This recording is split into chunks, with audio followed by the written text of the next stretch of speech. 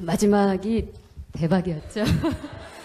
저도 여기 앉아서 들으면서 아니 목소리가 뭐 우리가 썰전이나 방송에서 이렇게 자주 듣곤 하지만 다큐멘터리 듣는 느낌의 이런 나레이션 목소리는 또 처음이잖아요. 근데 그 마지막 돌베개 이 뭔가 이렇게 뭔가 꼭 사야 할 것 같은 그 잠잠한 목소리가 굉장히 울림을 주네요, 선생님. 나중에 뭐 좋은 다큐 있으면 이렇게 파트너로 한번 해보고 싶은. 예. 책 문화의 절정은 네. 읽는 게 아니고 사는 거라고. 아니, 요즘 많이 뻔뻔해지셨어요. 왜 이렇게 책을 파세요? 진중권 선생의 지론을 인용했습니다. 예. 그렇군요. 2부 시간은요, 이제 일부의 강연을 들으신 이후에 또 여러분들 마음속에 있는 궁금증들이 상당히 많으실 것 같아요. 그래서 그런 질문들 제가 대신해서 좀 드리기도 하고 또 후반부에는 이 현장에 오신 여러분들께 마이크를 좀 전해드리도록 하겠습니다. 정말 많이 오셨거든요, 오늘. 예, 정말 저 뒤에 끝까지. 예. 정말 저도 역시 반갑고 또 고맙습니다. 오늘 강연 참여 신청 받으면서 또 댓글로 작가님께 드리고 싶은 질문 보내주시라고 했는데 총 1000개가 넘는 댓글이 달렸다고 하거든요. 그래서 저희가 그 가운데 공통적으로 나온 질문 위주로 전해드리도록 하겠습니다. 근데 이제 시작하기 전에 아까 그 국민과 시민의 아주 미묘한 차이에 대해서 말씀해 주셨는데 그 이야기를 한참 듣다 보니까 이 국가란 무엇인가 이 앞에 유시민이 자꾸 계속 시민 어른거리는 거예요. 그래서 이거 정말 순수한 질문으로 선생님의 그 시민 이름은 어디에서 나온 건지. 저희 아버지가 이제 역사 선생님이셨는데 주역 공부를 혼자 하셔가지고 예. 이제 6남매 이름을 다 직접 지으셨어요. 근데 첫 딸을 낳았을 때는 실력이 부족하셔가지고 봄에 낳았으니 시춘이라고 하여라. 그래서 때시자 학렬에 봄춘자 이런 식으로 지으셨대요. 예. 근데 제가 5째니까 제가 날 때쯤엔 이제 내공이 많이 업그레이드가 되셔가지고 한 10,000렙 되셨나 봐요. 그래서 제 사주에 너무 느리다고 예.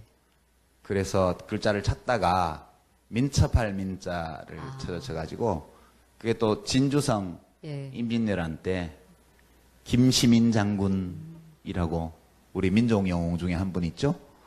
그 어른이 때시자에 민첩할 민자예요. 그래서 역사 인물도 있고 하니 예. 그렇게 하자 해서. 근데 어릴 때 놀림 많이 받았어요. 그래요?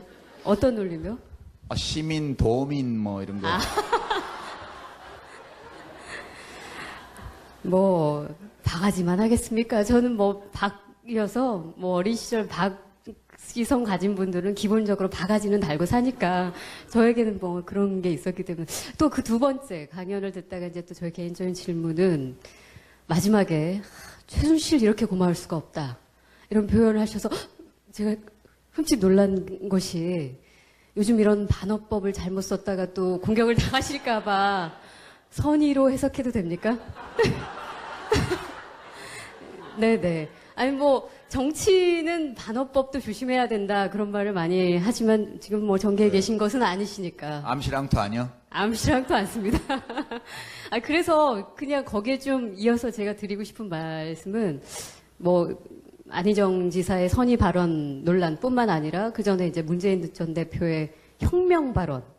오늘 이제 뭐 그 패러디한 제목으로 또 다르게 표현도 하셨지만 책에도 혁명이냐 개량이냐 뭐 이런 주제의 이야기도 담겨 있기에 정치인, 그러니까 지도자 혹은 지도자가 되려 하는 사람의 언어, 화법은 어때야 하는 걸까요?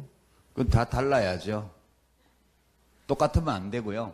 저는 우리 언론에 대해서 좀 불만인데요.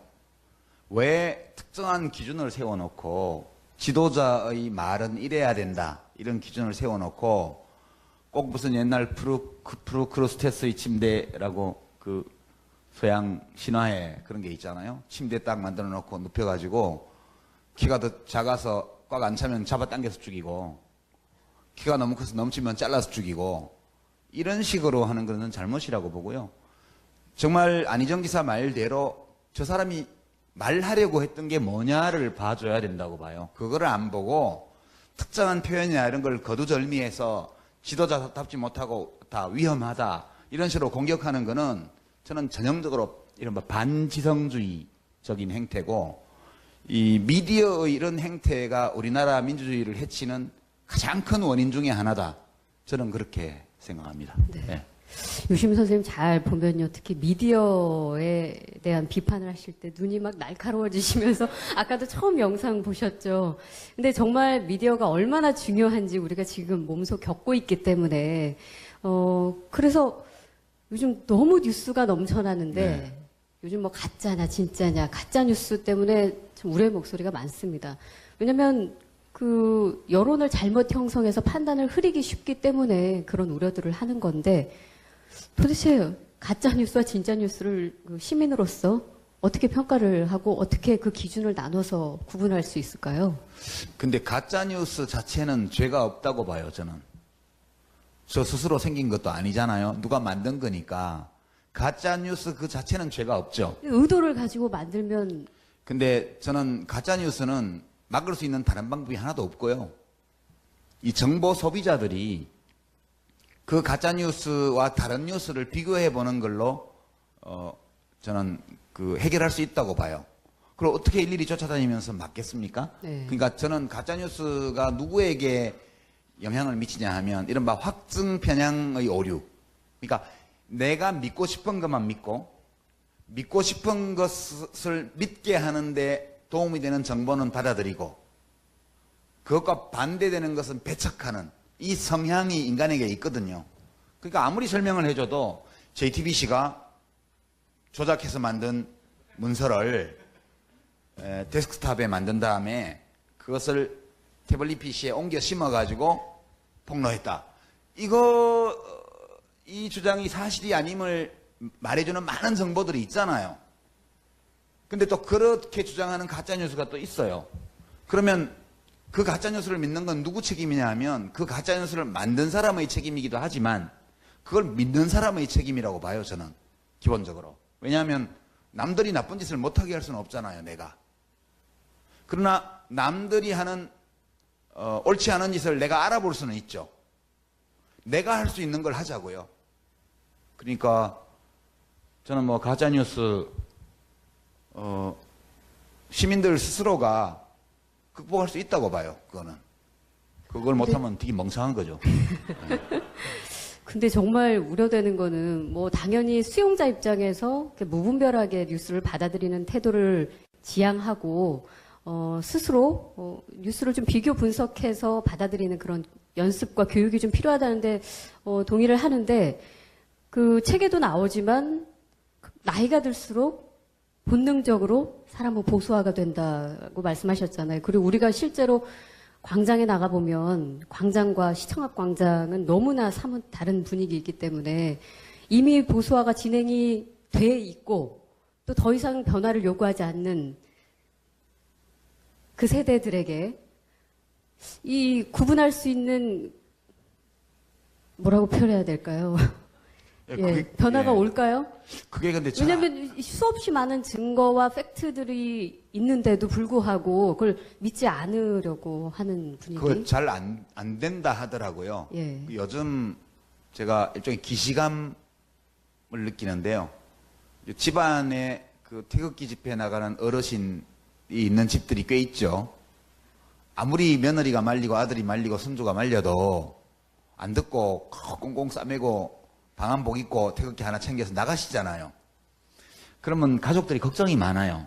이게 1980년대에 운동권 청년이 하나 있는 집안의 문제하고 비슷해요.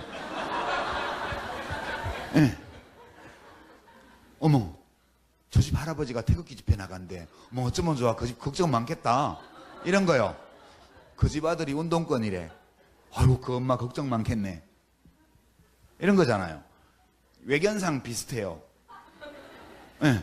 아무리 얘기를 해도 안 들어요.